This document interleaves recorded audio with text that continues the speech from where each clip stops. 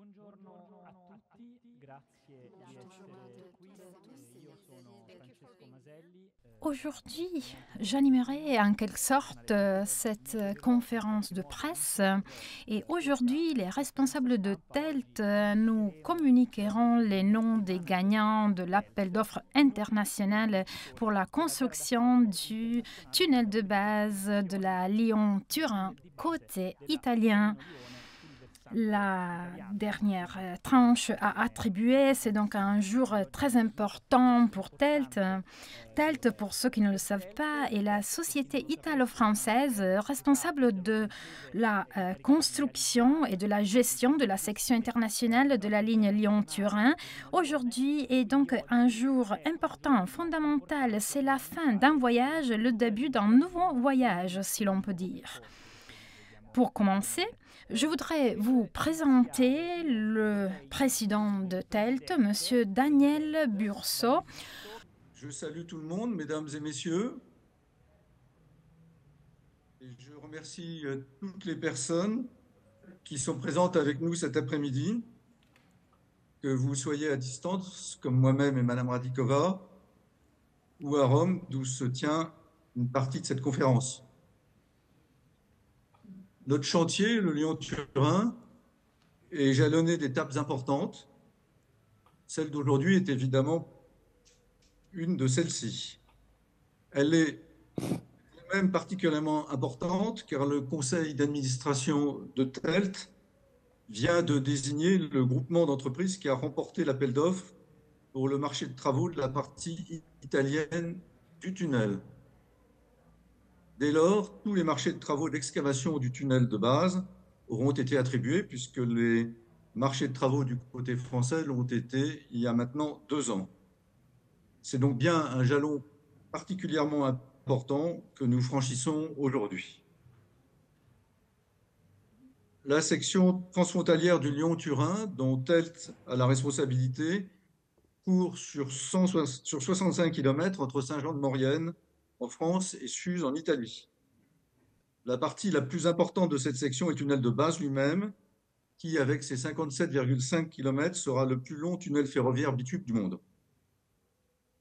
Plusieurs marchés, comme je vous l'ai indiqué, ont déjà été attribués. Les travaux sont largement engagés, aussi bien en France qu'en Italie.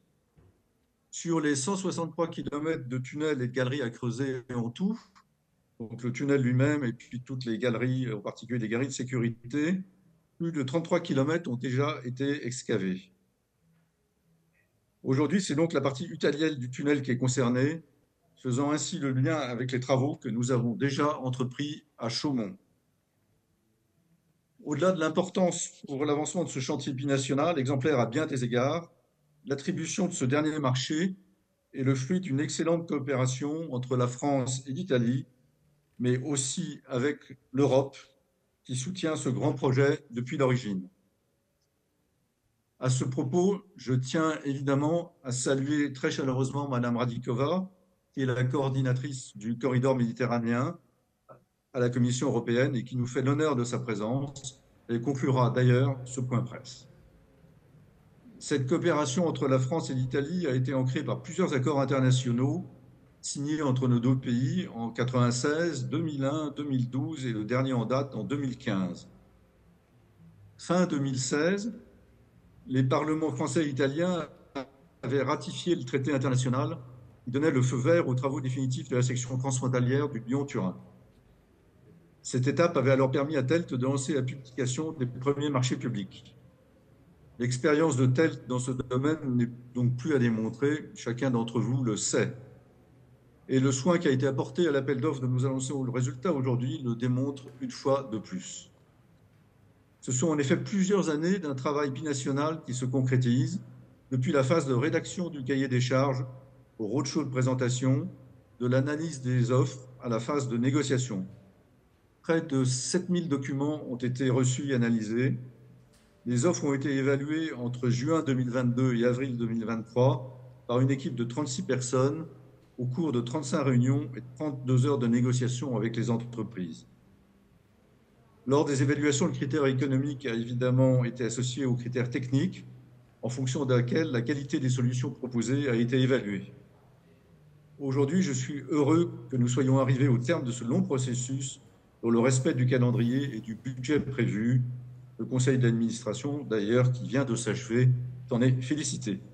Avant que soit annoncé le nom du groupement d'entreprises qui a remporté ce marché d'1,1 milliard d'euros, je veux adresser plusieurs remerciements aux équipes de TELT tout d'abord, et particulièrement à celles et ceux qui, au sein des différentes directions de l'entreprise, ont permis que cette phase d'appel d'offres se déroule parfaitement, malgré les aléas liés notamment à la période Covid que nous avons traversée.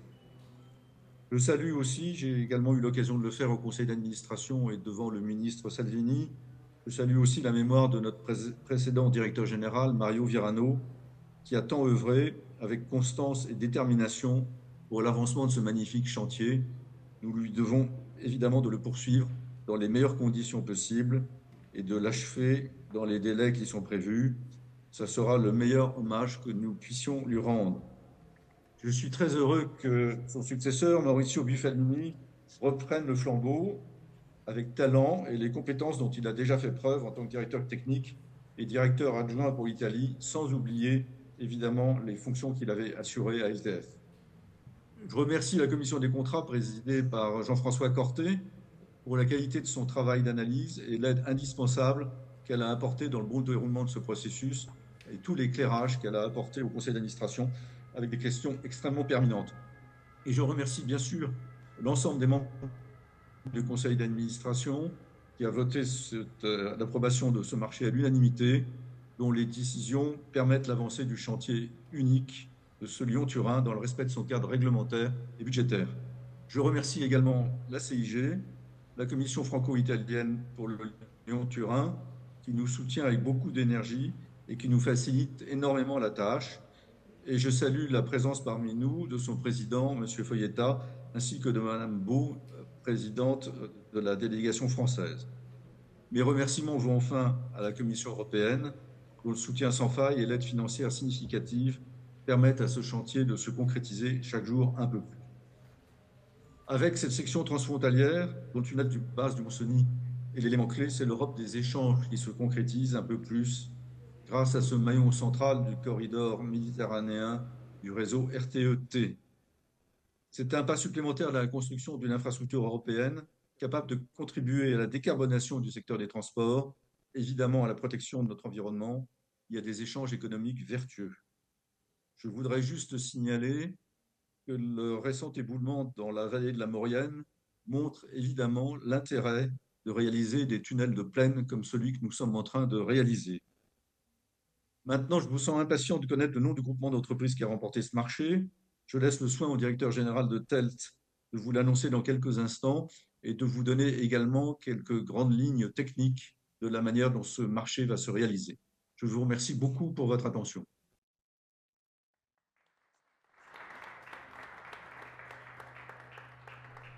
Merci, Monsieur le Président Burso. Il semble donc évident qu'aujourd'hui, c'est la fin d'un voyage, comme nous le disions, mais c'est le début d'un autre, tout aussi long. Entre-temps, le directeur m'informe que nous avons atteint 400 contacts en streaming, ce qui signifie que de nombreuses personnes souhaitent savoir qui est-ce qui a gagné à la fin. Je passe donc la parole au directeur général de TELT, ou plutôt au nouveau directeur général de TELT, Maurizio Bufalini, et lui demande s'il est prêt à révéler le nom de l'entreprise qui a gagné. Merci. Roulement de tambour, pas vraiment de roulement de tambour. C'est un plaisir pour moi d'être ici aujourd'hui, notamment parce que c'est ma première présentation publique en tant que directeur général. Mais je suis vraiment désolée d'être devenu directeur général à la suite du décès de l'architecte Virano, qui a été notre phare pendant tant d'années. Et nous nous souvenons toujours de lui avec tendresse. Il nous a menés jusqu'ici et nous espérons continuer avec le même élan. En fait, aujourd'hui est un moment très important parce que nous nous changeons de rythme. Nous ne sommes plus dans la phase d'attribution des travaux parce qu'avec ce dernier contrat, nous achevons le démarrage de tous les travaux du tunnel de base, comme le président vient de nous le rappeler. Mais je voudrais aussi, en ce jour de fête, exprimer nos condoléances aux familles des travailleurs victimes de l'accident qui s'est produit cette nuit à Brandizzo. La question de la sécurité sur le lieu de travail est désormais un thème prioritaire du XXe siècle et disons donc que ces événements nous incitent, comme ils le font pour nous tous, à rester vigilants sur la question du travail. Aujourd'hui, comme l'a dit le président, nous ramenons un résultat très important puisque nous avons un chantier unique de 65 km entre Saint-Jean-de-Maurienne et Bussoleno. Sur ce chantier, les règles sont uniques. Nous avons le même type de contrat, les mêmes règles anti-mafia binationales et nous sommes le seul exemple en Europe de législation anti-mafia binationale et conformément à un accord qui a été récemment signé entre l'Italie et la France, même la gestion des matériaux est binationale, de sorte que nous avons la grande chance de pouvoir transférer et utiliser indifféremment le matériel qui vient de France en Italie et vice-versa. Cela nous permet donc d'avoir des opportunités qui nous étaient auparavant refusées en raison de la présence d'une frontière qui est souterraine, ne peut évidemment pas être vue, mais qui est une véritable frontière. Je me joins au président pour les remerciements, donc un grand merci avant d'annoncer les gagnants de cet appel. Donc gardons le suspense un peu plus longtemps. Et tous les professionnels des entreprises qui ont fait un travail incroyable en présentant des offres techniquement très performantes. Tous les partenaires sociaux qui nous ont soutenus, nous soutiennent continuellement dans un projet qui, comme ce parterre le sait bien, est un projet difficile d'un point de vue environnemental et les institutions nationales italiennes, françaises et l'Union européenne qui nous soutient et nous poussent à achever cet ouvrage le plus rapidement possible. La situation, un point de passage que nous venons de voir ces derniers jours, comment une petite crise, un point de passage suffit lorsque des travaux doivent être effectués à un autre point de passage, perturbe complètement le flux de marchandises entre l'Italie et la France, conduisant rapidement à l'effondrement de toute la partie nord-ouest de l'Italie et de ses relations avec la France.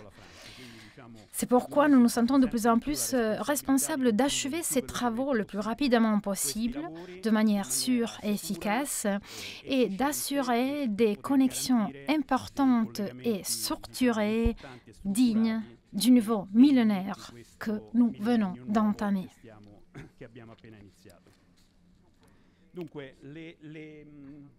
Encore quelques mots sur l'histoire. Nous pouvons passer aux prochaines diapositives. Il s'agit d'un projet qui remonte à loin car depuis 1991, vous pouvez voir ici qui sont les présidents de la Commission européenne, qui sont les commissaires au transport, tous les présidents de la République, tous les présidents du Conseil, tous les ministres des Transports français et italiens qui, comme vous pouvez le voir, sont nombreux. Cette page d'image nous montre donc la longueur de l'histoire de ce projet qui touche à son achèvement justement aujourd'hui. Avant de passer à la diapositive suivante, où nous révélons enfin le nom des gagnants de l'appel d'offres,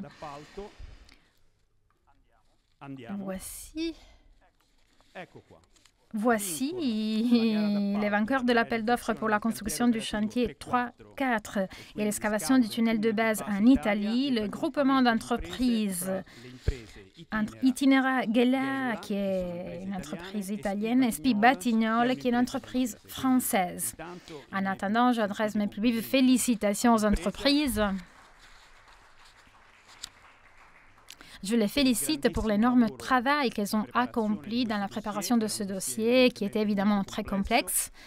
Il s'agit de creuser un tunnel bitube d'environ 10 km au total, soit environ 25 km, qui doit être construit dans un terrain particulièrement complexe, avec des surcharges importantes sous le franchissement d'un cours d'eau. C'est un travail très complexe, mais ce sont des partenaires que nous connaissons très bien parce que nous travaillons déjà avec eux. Nous avons travaillé pendant de nombreuses années avec eux de l'autre côté de la frontière et de ce côté de la frontière. Nous sommes donc très heureux de cette attribution. Bien sûr, les autres groupements qui ont participé étaient également nos partenaires. Ils auraient été tout aussi bons, mais disons que dans ce cas, la victoire a été remportée par ce groupement. Quelques mots sur l'appel d'offres. Donc, passons à la diapositive suivante, s'il vous plaît. Les travaux sont prévus pour une durée de 91 mois, soit 7 ans de travail. Le montant du marché est d'environ 1,1 milliard. Nous avons 28 km demi, dont 18 seront excavés avec des tunneliers. 2 tunneliers sont à l'œuvre, 2 tunneliers spéciaux dont M. Gilles, le directeur de la construction, nous parlera plus tard. Une usine de voussoirs et un impact important sur la région traversée par 700 ouvriers qui, disons, travailleront plus fort à la réalisation de cet ouvrage. Je vais rapidement à la fin pour donner la parole aux autres collègues. Passons à la diapositive suivante. Il s'agit de l'achèvement, de l'attribution de tous les travaux, comme vous pouvez le voir en haut, la silhouette des Alpes avec la frontière entre l'Italie et la France, et en bas, tous nos sites opérationnels. Comme vous pouvez le voir, tous les chantiers ont été attribués, tous les groupements très importants. Il s'agit principalement d'entreprises italiennes, françaises et suisses, présentes à la fois dans le secteur de la construction et dans celui de la gestion de la construction. Nous avons donc attribué ces travaux à des groupements très importants, dignes d'un travail de ce type. En fait, disons que la valeur de l'ouvrage est actuellement proche de 10 milliards en monnaie courante. Nous devons l'achever en 2032. Ces contrats ont des valeurs allant de 3 à 400 millions jusqu'à 1,5 milliard. Et à ce jour, nous avons donc tous les chantiers en cours d'exécution. Comme l'a mentionné le président, nous avons déjà creusé 34 des 164 km de tunnels que nous devons creuser et nous avons des travaux en cours partout en Italie et en France. Entre-temps, afin de transformer ce tunnel en tunnel ferroviaire, nous avons également lancé l'appel d'offres pour les installations technologiques, un contrat de 3 milliards que nous prévoyons d'attribuer en 2027 afin de pouvoir achever tous les travaux en 2032. Et je dirais que ceci peut conclure cette phase de la présentation. Merci. Merci, Monsieur le directeur Buffalini, pour cette annonce et cette explication. Et félicitations, bien sûr, aux entreprises italiennes et françaises qui vont creuser ces 28 km de tunnel. Et puis, à un moment donné, nous passerons aussi au-dessous de ce tunnel. Avant de passer la parole au directeur de la construction d'hôtel, Monsieur Gilles, nous avons une petite vidéo qui montre l'évolution du chantier de Chaumont, qui est le site à partir duquel l'excavation avec les tunneliers va commencer. Donc, je demande à nos assistants de l'afficher.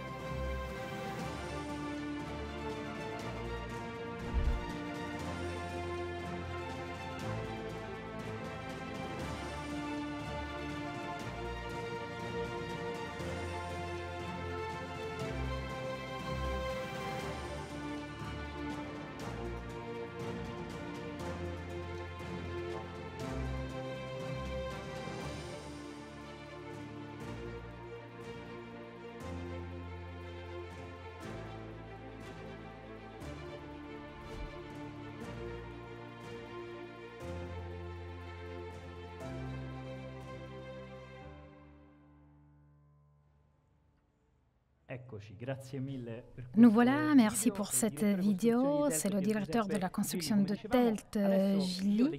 Comme nous le disions, je vous demande de vous approcher du podium et de nous dire ce qui atteint le groupement d'entreprises qui a remporté ce contrat.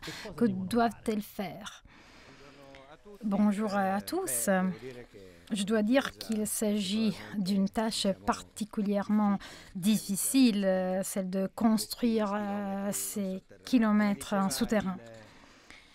Comme l'a dit le directeur général, avec cette attribution, le chapitre des travaux souterrains du tunnel de base du Mont-Cenis est clos. 3 sont en France et 1 est en Italie. Comme vous pouvez le voir sur la diapositive, il s'agit d'un chantier unique d'une longueur de 65 km et qui part de Saint-Jean-de-Maurienne pour arriver à Suse. Le lot italien est un lot qui se trouve dans la municipalité de Chaumont et qui passera par les municipalités de Chaumont, Giaglione, Suse, Montpantero et Venaus. Les sites où se déroulera ce lot, où sera réalisé ce lot, sont le site de Chaumont et le site de Salbentran. Le site de Chaumont, parce que c'est de là que partiront les 2 tunneliers qui creuseront en direction de Suse, tandis que le site de Salbentran est celui où seront récupérés les matériaux excavés. Suite à la variante de chantier approuvé en 2018. Comme je disais, l'excavation du tunnel de base commencera justement à Chaumont. Le chantier de la Madeleine représente le premier chantier ouvert en Italie pour le tunnel de base, démarré en 2012, où la construction de la galerie de la Madeleine a été réalisée. Actuellement, les niches de l'échangeur sont en cours d'achèvement et les travaux ont commencé sur l'échangeur autoroutier qui sera utilisé par le chantier même.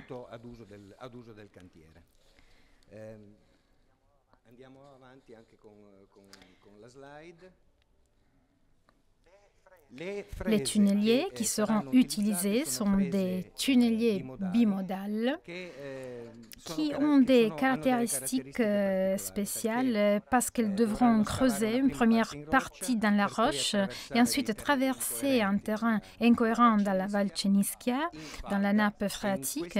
Et dans cette partie de territoire, il sera nécessaire d'utiliser un système qui est le système de congélation, précisément pour permettre l'excavation dans la nappe phréatique, après quoi il entrera à nouveau dans la roche et sortira à Suse, à la sortie orientale du tunnel de base, où il y a encore le facteur inconnu des roches contenant potentiellement de l'amiante.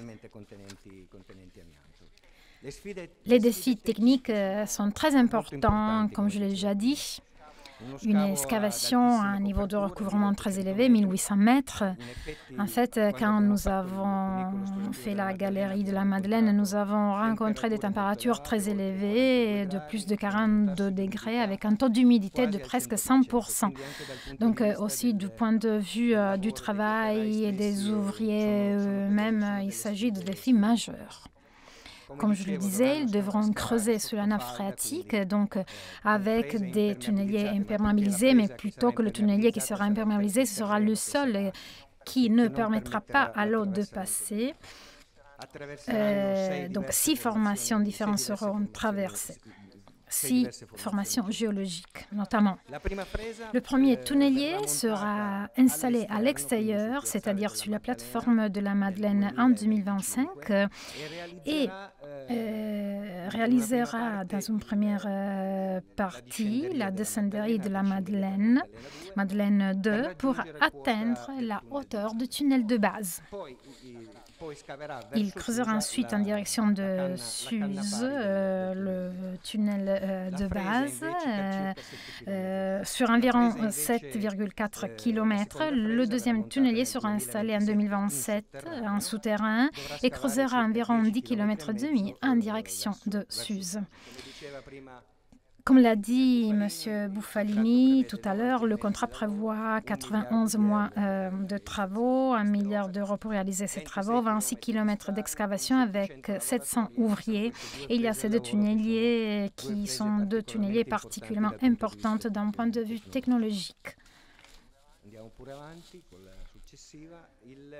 Le site de Sarbetran est le site le plus éloigné, en fait, vers la haute vallée de Suse. Et c'est un site où la valorisation des matériaux sera réalisée. C'est sur ce site que sera installée l'usine des voussoirs qui, pour réaliser les voussoirs, utilisera les déblais récupérés dans les déblais pour fabriquer les voussoirs. Pour l'instant, le site est en phase de préparation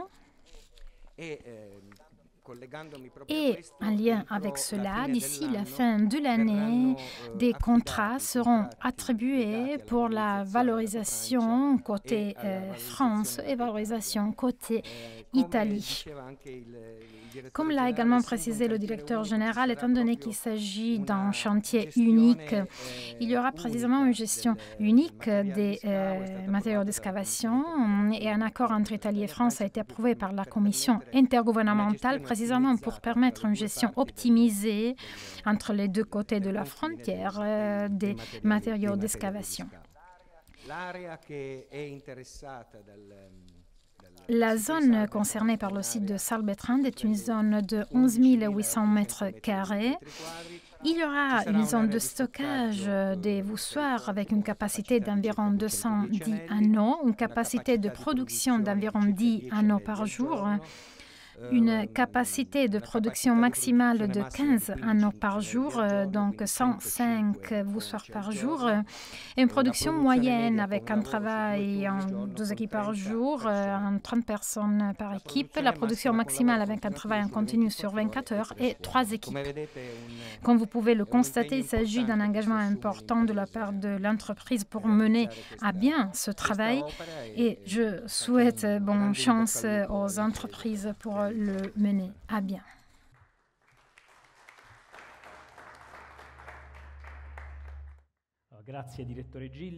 Merci, Monsieur Gilli. Nous avons vu 700 personnes qui travailleront pendant environ 7 ans, ce qui représente beaucoup de personnes avec un impact très important sur l'emploi. Et nous devons également nous demander quel sera l'impact sur la communauté vivant autour du chantier. J'aimerais inviter Madame Manuela Rocca, directrice du développement durable chez TELT, sur le podium et j'aimerais lui demander de nous expliquer comment la vie du chantier peut être intégrée aux communautés qui vivaient autour du chantier auparavant et qui vivront désormais avec cette nouveauté. Merci et bonjour à tous. Aujourd'hui est un jour extraordinaire parce que nous réalisons un grand objectif, mais ce n'est qu'un tout petit pas comparé au défi qui nous attend. C'est un défi important parce que, tandis que mes collègues et le directeur général vous ont raconté le quoi et le qui, je voudrais vous raconter brièvement le comment nous allons réaliser ce projet. Nous le ferons sur l'angle de la durabilité parce que c'est la seule façon de réaliser un projet de ce type, un travail extraordinaire d'une grande importance, y compris en termes de taille, de volume et donc nécessairement d'un grand impact. Un impact qui peut également être très positif s'il est bien abordé et bien préparé à tous les stades de sa réalisation. C'est pourquoi nous avons voulu non seulement créer un contrat, mais aussi un pacte. Car le pacte est ce que nous signons avec toutes les entreprises qui travaillent avec nous, qui deviennent nos partenaires et qui s'engagent donc à travailler à nos côtés et à partager nos valeurs, nos objectifs dans ce voyage qui sera très long jusqu'à 2032 et au-delà. Ce pacte est constitué de 4 éléments fondamentaux qui sont, outre la qualité du travail, l'environnement, les personnes, le territoire, l'éthique et la légalité. Pourquoi l'environnement ? Parce qu'évidemment, si intrinsèquement la construction du tunnel de base et de la Lyon-Turin en tant que partie fondamentale du réseau européen TEN-T, il y a un objectif à long terme de décarbonisation et donc de grand soutien pour les objectifs environnementaux européens. D'ailleurs, l'Europe est le principal bailleur de fonds à cet égard. En réalité, il y a un défi fondamental qui est celui de la phase de chantier que nous ne pouvons pas cacher, pour lequel nous travaillons depuis des années. Nous nous sommes efforcés d'intégrer dans les clauses du contrat certains aspects et garanties qui peuvent nous permettre de contrôler la mise en œuvre, de comprendre et de surveiller la façon dont nous travaillons et de prendre des mesures efficaces. Le pacte vise à dire: quoi qu'il arrive, la barre doit toujours être placée haut sur ces 4 points. Ainsi, les solutions d'innovation et d'amélioration qui peuvent être recherchées et disponibles à tout moment pendant la construction doivent être convenues et mises en place. Car un projet tel que la Lyon-Turin est aussi un chantier d'innovation et de développement de solutions technologiques et de durabilité. Nous pouvons avancer rapidement si vous le souhaitez sur ces 4 points. Simplement, la façon dont le pacte est présenté à côté des 1000 pages du contrat que les entreprises signeront, il y a aussi ces documents qui seront alors sur un pied d'égalité avec les autres documents contractuels. En ce qui concerne l'environnement, outre les contrôles légaux qui sont évidemment nécessaires et qui sont effectués sous le contrôle et la direction d'organismes de contrôle nationaux et internationaux, TELT s'est toujours fixé pour objectif d'essayer non seulement de réduire son impact, mais aussi d'apporter une valeur ajoutée chaque fois que cela est possible. C'est pourquoi nous avons ramené chez nous de nombreuses collaborations avec des instituts de recherche, avec des universités, avec des partenaires internationaux sur tous les différents sujets qui sont très sensibles pour une zone comme la région alpine. Donc de la biodiversité aux ressources naturelles du sol. Et comme mes collègues l'ont déjà dit, nous visons un recyclage massif de nos matériaux dans le cadre du travail et nous ne sommes pas contentés de le faire dans des pays individuels, mais nous avons essayé de l'optimiser avec un travail de 5 ans réalisé avec le CIG, avec les différents États pour pouvoir créer le premier contrat. La première réglementation binationale pour l'utilisation des matériaux d'excavation. Décarbonisation, comme je l'ai dit. En ce qui concerne les personnes sont évidemment à comprendre au sens large, les personnes de TELT, les personnes qui travaillent dans le chantier en tant que croissance humaine et professionnelle, mais aussi comme sécurité et garantie d'une bonne inclusion dans le territoire. Parce que l'impact social est une chose importante pour un petit territoire, qu'on peut l'être une série de municipalités qui ont peut-être 1 millier d'habitants et qui voit arriver une opportunité d'un certain point de vue de 1000 travailleurs qui peuvent travailler, mais peuvent aussi consommer, qui apprennent et peut-être utilisent les services et créent de la valeur ajoutée, désirée. La seule façon de le faire est de bien préparer ce projet et pour cela, nous avons signé avec la région Piémont le pacte pour le territoire. Pacte pour le territoire qui est inscrit dans la loi régionale numéro 4. C'est une loi régionale faite spécifiquement pour la région Piémont pour que le territoire puisse saisir l'opportunité du projet et se développer sous tous ces aspects utiles qui peuvent trouver une synergie entre les employeurs, les syndicats, TELT, les entreprises, tous ceux qui sont des acteurs positifs dans le projet. En particulier, la formation occupe une place centrale, la formation générale dans une perspective de requalification, mais aussi de la main-d'œuvre locale. Et rappelons que nos contrats prévoient des clauses sociales de réemploi très importantes auxquelles nous pouvons considérer aujourd'hui, à partir des premières approximations par rapport à la planification dont nous disposons, de pouvoir garantir une bonne couverture des besoins de travail des personnes en difficulté qui se trouvent dans les centres pour l'emploi de Rivoli et de Suse, grâce aux demandes et aux exigences de notre travail uniquement, par exemple, pour le chantier dont nous parlons aujourd'hui, sans parler de ceux que nous confierons dans les années à venir et qui relèveront davantage du travail en plein air. J'ai déjà abordé le sujet du territoire, donc avec les clauses sociales. La démarche Grand Chantier et le pacte pour le territoire, pour ce que j'ai dit précédemment, et à la base de tout, c'est le fait que le choix premier du projet depuis des années est que les travailleurs ne dorment pas sur le chantier, dans le chantier, ne mangent pas sur le chantier, ils ne vivent pas une vie enfermée dans leur territoire, mais vivent le territoire. Et donc, zéro camp de base. Enfin, la légalité. Il est clair que nous ne pourrons jamais, en tant que maîtrise d'ouvrage public, déléguer la plus grande attention à tous égards en ce qui concerne les contrôles qui sont effectués.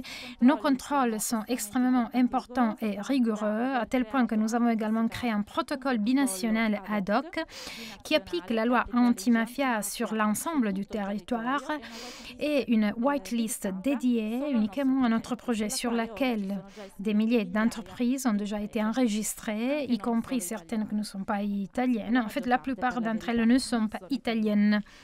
Parallèlement, il existe d'importantes collaborations avec l'autorité anticorruption française, avec la Guardia di Finanza italienne, afin d'effectuer un contrôle, une vérification, une opportunité de confrontation supplémentaire, d'échange supplémentaire sur les procédures d'appel d'offres en cours.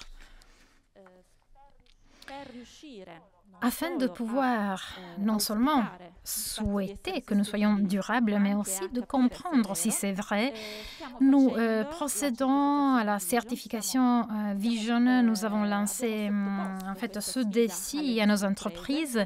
Nous voulons un chantier durable, même concrètement dans la réalité et qui soit reconnu à l'échelle internationale et mondiale. Voilà donc un petit résumé, une petite synthèse de ce sur quoi nous travaillons, de ce que nous attendons avec impatience, de ce que les entreprises qui travaillent avec nous auront toujours notre entière coopération et notre attention pour tous ceux qui peut être améliorés. Merci.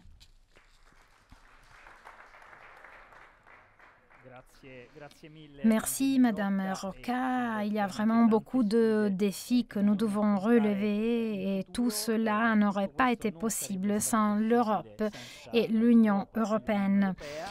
Nous nous rendons maintenant à Bruxelles pour la dernière intervention et je passe la parole à Madame Iveta Radikova, coordinatrice du corridor méditerranéen du réseau TEN-T.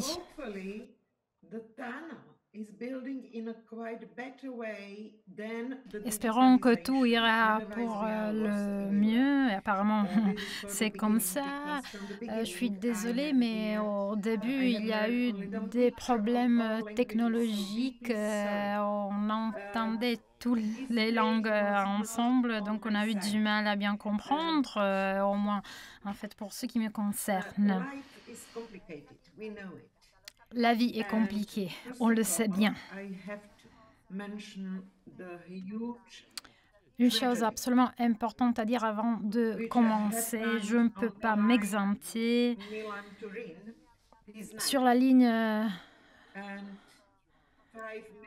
Milan-Turin, une tragédie s'est produite il y a quelques heures parce que des ouvriers ont été tués par un train près de Brandizzo. Donc ils sont morts et c'est une tragédie énorme.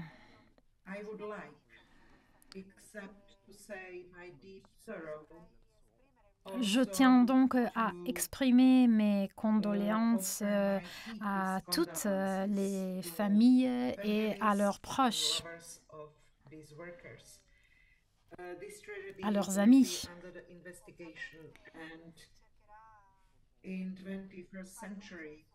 On cherchera de comprendre les raisons pour lesquelles cette tragédie s'est produite, mais il est absurde que des travailleurs meurent ainsi dans le XXIe siècle sur une ligne ferroviaire. Le revers de la médaille, c'est justement la sécurité. Notre ouvrage est fondamental, mais la sécurité des personnes qui travaillent et qui la construisent, la réalisent et citer TELT et tout le personnel en France et en Italie pour l'attribution des contrats. Donc, je désire féliciter également toutes leurs équipes. C'est un grand pas en avant car il montre que notre projet continue, non seulement parce que les connexions continuent, les liaisons continuent entre France et Italie, mais aussi en raison du moment historique où on se trouve. On se trouve à poursuivre ce projet après la pandémie qui n'est pas encore complètement terminée, après la guerre, en raison de la guerre. Et la seule façon de s'en sortir, ce sont les investissements et l'innovation. Et le projet de la Lyon-Turin présente ces deux caractéristiques.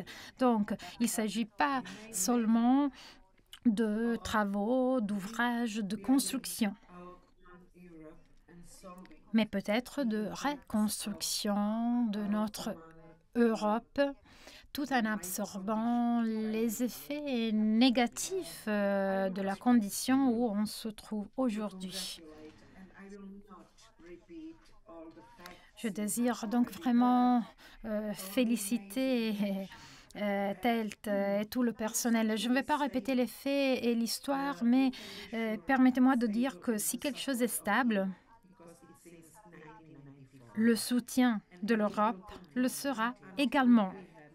C'est depuis les années 90 et on continuera à travailler, on continuera à poursuivre cette direction parce qu'on veut que ces liaisons transfrontalières continuent et on souhaite qu'on arrive à l'achèvement de la plupart du réseau TNT. Et donc, je désire encore féliciter vous tous. Merci.